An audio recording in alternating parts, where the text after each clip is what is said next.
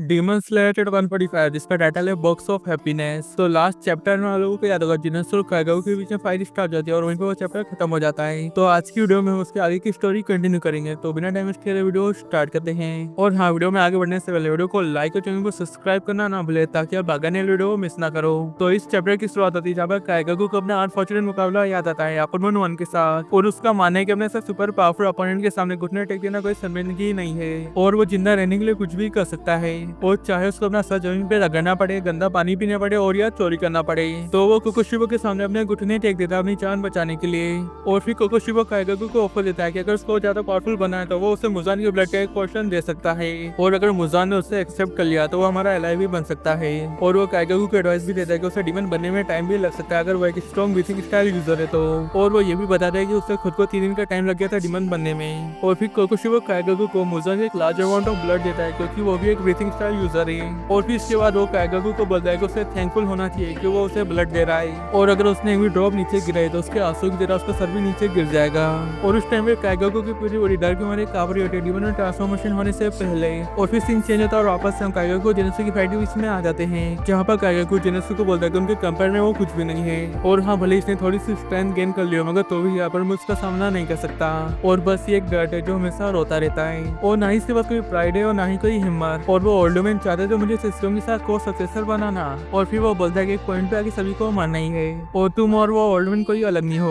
और फिर इसके बाद वो थंडर ब्रीथिंग की second form rise speed use करता है जेनेसु को किल करने के लिए। और जेनेसु नोटिस करता है कि 5 लगातार अटैक को भी पलक झपकते ही। और फिर बोलता है पक्का तुमने बहुत से लोगों को किल करा होगा और अब तुम्हारे लिए सही और गलत क्या है ये पहचानना बहुत मुश्किल हो गया होगा। और फिर काइगाओ को बोलता है ऑफकोर्स मुझे पता है। और वो ये बोल थंडर ब्रीथिंग की थर्ड फॉर्म थंडर स्टॉर्म में यूज करता है। और फिर इसके बाद वो बोलता है जो लोग मुझे सही ढंग से जज करते हैं और मुझे एक्सेप्ट करते हैं मेरे लिए अच्छे हैं और जो लोग मुझे सही ढंग से जज नहीं करते और मुझे एक्सेप्ट नहीं करते वो मेरे लिए बुरे हैं। और ये बोलने के बाद वो थंडर ब्रीथिंग की fifth form thunder lightning use करता है। और ये अटैक खाने के बाद जेनेसु को काफी ज्यादा चोट लगती है और वो बर्न होने लगता है। और फिर काइगाओ अपने फॉर्मर स्वॉर्डमैन यानी कि जेनेसु से पूछता है कि उसकी टेक्निक्स ब्लड डीमन के साथ कैसी लग रही है। और फिर वो एक्सप्लेन करता है कि उसके अटैक्स के स्लैशेस उसकी स्किन को क्रैक कर देंगे और उसके फ्लैश को बर्न कर देंगे। और फिर इसके बाद काइगाओ थंडर ब्रीथिंग की sixth form rumble and flash use करता है जेनेसु को मल्टीपल स्लैश देने के लिए। और फिर वो बोलता है कि डीमन बनने के बाद मेरी थंडर ब्रीथिंग बहुत ज्यादा स्ट्रांग हो गई है और अब मैं स्पेशल और तुमसे अलग हूँ। और फिर जेनेसु वो अटैक्स खाने के बाद गिरने लगता है।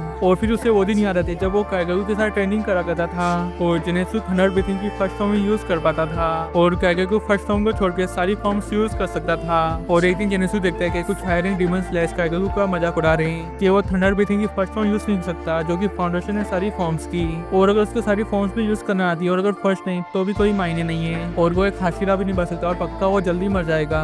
और फिर ये सब सुनने के बाद जेनेसु उनकी पिटाई कर देता है और वो जेनेसु को बोल रहे होते कि उसने ऐसा क्यों करा। और फिर जब काइगाओ को पता चलता है वो जेनेसु को बोलता है मैंने सुना है तुमने हाई रैंक्स को पिटा है। हाँ। और फिर वो बोलता है ज्यादा प्रॉब्लम्स क्रिएट मत कर डर्ट, वैसे ही तुम्हारा यहाँ पर होना एम्बेरेसिंग है। और फिर जेनेसु मन में बोल रहा था कि मैं समझ गया कि तुम मुझे इतना हेट क्यों करते हो और आखिरकार मैं भी तुम्हें हेट करता हूँ मगर मैं तुम्हारे दिल से रिस्पेक्ट भी करता हूँ। मुझे पता है तुम बहुत ज्यादा मेहनत भी करते हो और तुम ओल्ड मैन और मेरे लिए बहुत स्पेशल और इम्पोर्टेंट पर्सन भी थे और जिगरो के स्टूडेंट्स में स्पेशल प्लेस होने के बाद भी तुम कभी पूरी तरीके से सेटिस्फाई नहीं हुए। और फिर जेनेसु समझता है कि काइगाओ के दिल में जो हैप्पीनेस का बॉक्स है उसमें होल है और उसमें से हैप्पीनेस लीक होती रहती है और अगर वो सोल को नोटिस नहीं करेगा और उसे ठीक नहीं करेगा तो कभी भी सेटिस्फाई नहीं होगा।